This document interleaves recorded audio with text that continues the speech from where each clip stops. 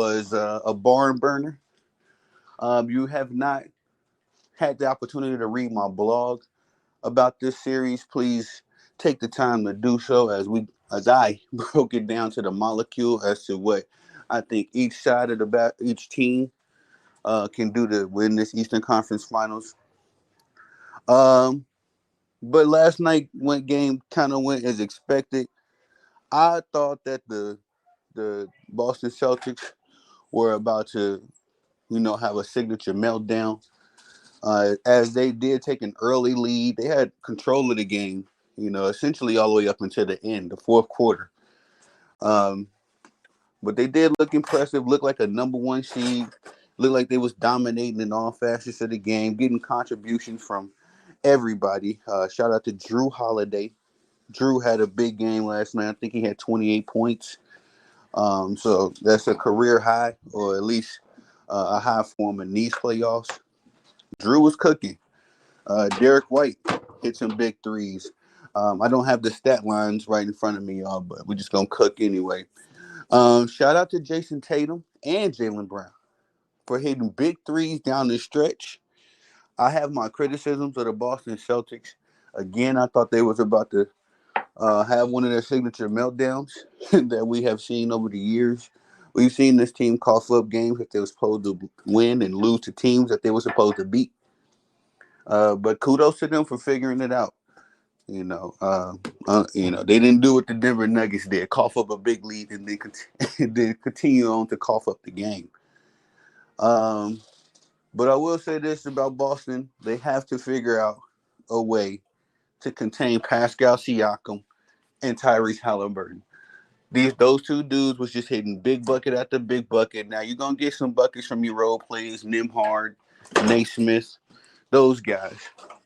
But you don't want Pascal and Tyrese Halliburton cooking on you like the way they was doing yesterday.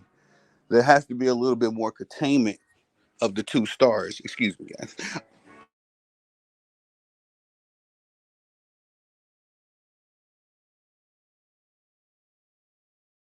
Yeah, it has to be a containment of the two stars, in my opinion. On the Boston Celtics part. Now they supposed to have elite defenders on that perimeter with Drew Holiday and Derek White.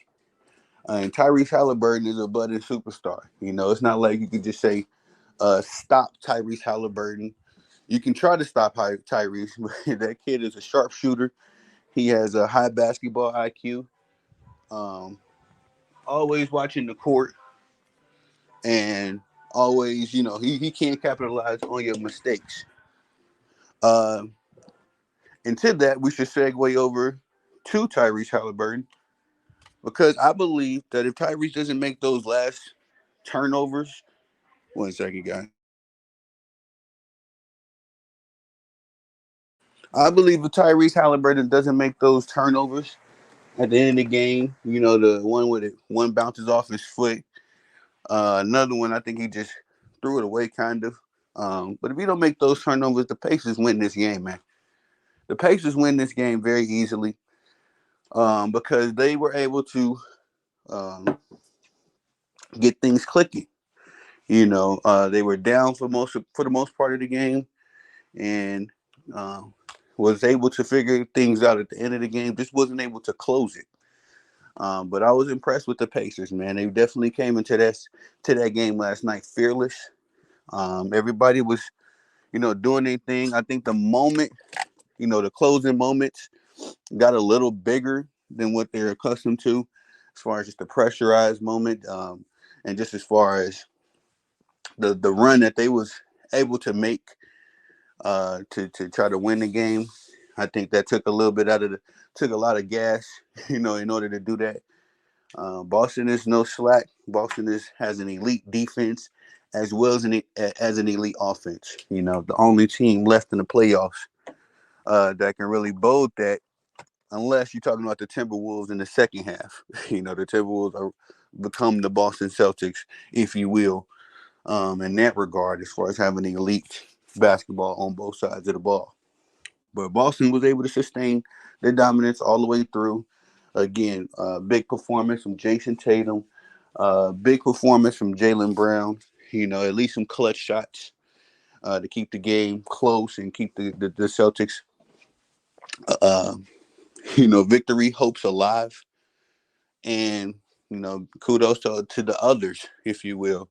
Al Horford hit some timely threes, uh, made a big block as well at the end of the game, and uh, Drew Holiday, excuse me, not only playing some serviceable defense, but also hitting big buckets all throughout the game. I mean, Drew's just on fire. My only hope is that, well, my fear is that he's not going to be able to sustain that naturally, as the role players game does come and go.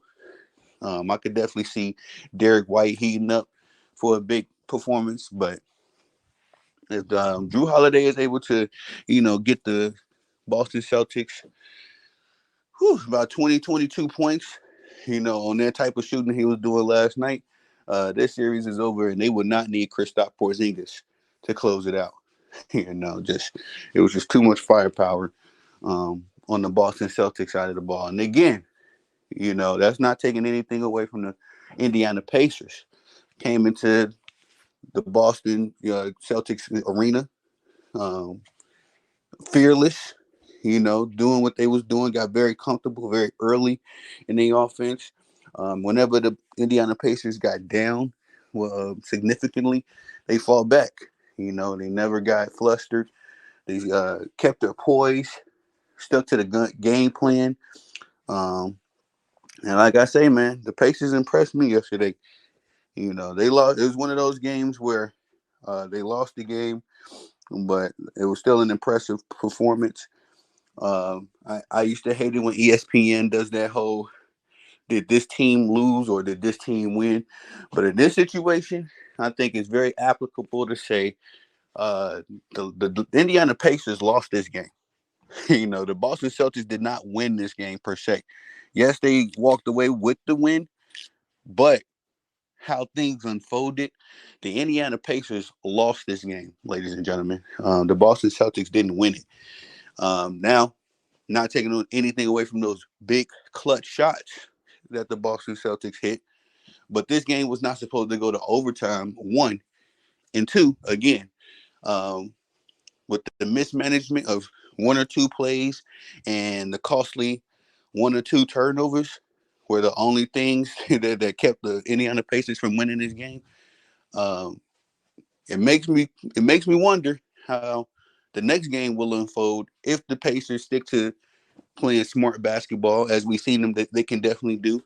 They have the number one rated offense in the NBA, so and they have an NBA champion head coach in Rick Carlisle, who is known for his adjustments, as Rick Carlisle was the coach of the 2011 Dallas Mavericks, and made key adjustments to win that series, legendary series, if you will. But the Indiana Pacers, they got a coach on the court, and Tyrese Halliburton, and again they got an NBA champion head coach.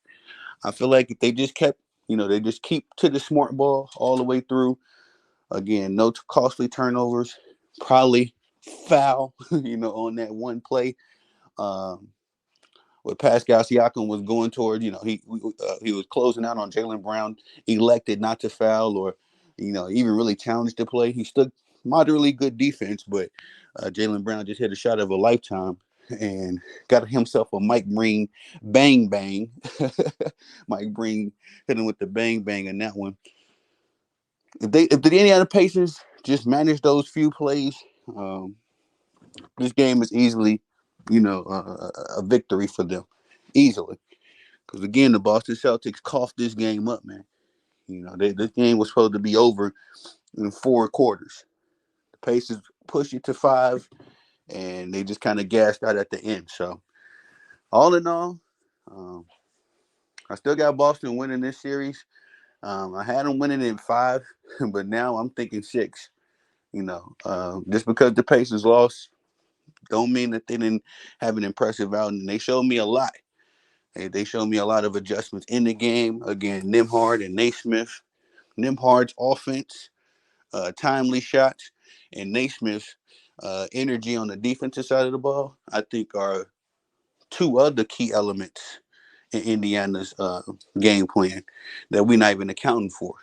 Those two are making big contributions. Even Naismith on the offensive side making good contributions as well. So I got the Boston Celtics still winning, but I think this game gonna easily go 6, potentially even 7. If the Boston Celtics get punched in the mouth and they're not able to get a huge performance from Drew Holiday again,